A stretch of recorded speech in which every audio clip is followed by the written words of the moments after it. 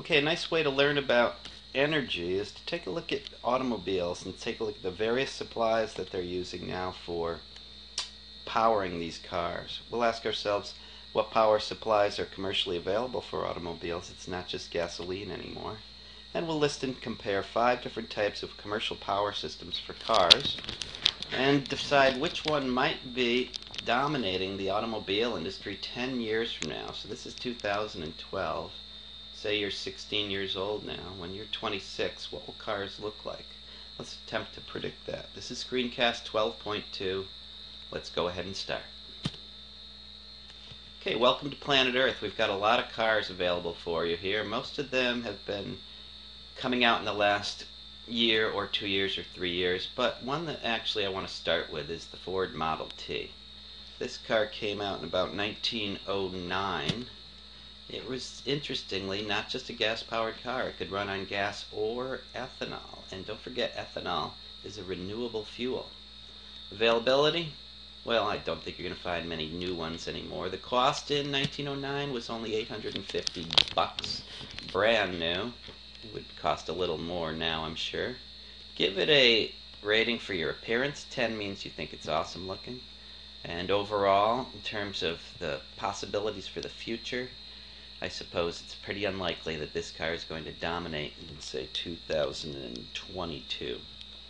The Toyota Prius, on the other hand, is definitely a car that you can get now, and they're selling a lot of them. This year they changed it. It used to be just a hybrid vehicle, but now it's also available as a plug-in hybrid, meaning you can recharge it at home. It's also available in a pure electric model. It's also available in a larger model and economy model. So it's kind of a lot of different cars right now. There's been over 1 million of them sold. They go for about $30,000 up to $40,000 depending now on what model you want. Give it an overall rating in terms of its potential for the future. The Chevy Volt came out a year or so ago. It's an electric or gas-powered vehicle. They call it a series hybrid. First 40 miles are electric, then the gas engine will kick in so you can drive it anywhere. About $40,000, which for me was a little too high, and go ahead and give it a rating. Here's a car that came out a few years ago. The fuel is natural gas. How do you like that? You can get it right now. The cost is only about $30,000. They're not selling them because there are no natural gas stations. The Roadster doesn't need such a gas station because it runs on just electric. I don't know why that little 2 is there.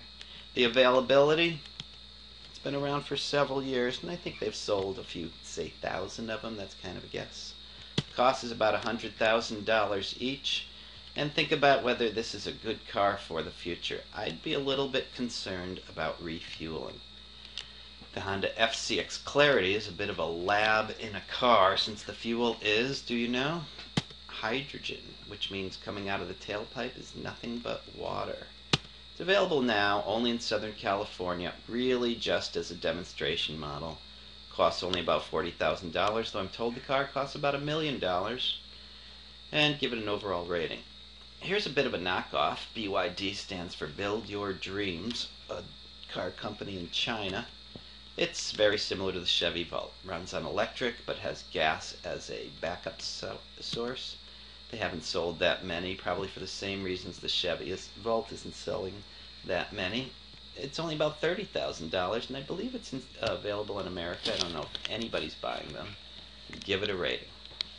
Here's really just a demonstration vehicle, the Venturi Eclectic. Do you like the way it looks? You might have guessed that it's a solar-powered vehicle. They only made one, and I wonder if it actually even worked or if it was just a mock-up. And go ahead and give it an overall rating.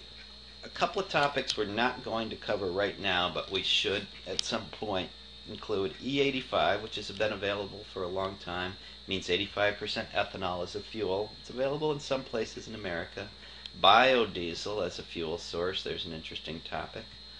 All the GM vehicles are flex fuel vehicles, which means, like the Ford Model T, they could run on either gas or ethanol. And here's an example of an all-electric car, the Nissan Leaf. Pick your eco-friendly car choice. This is Screencast 12.2.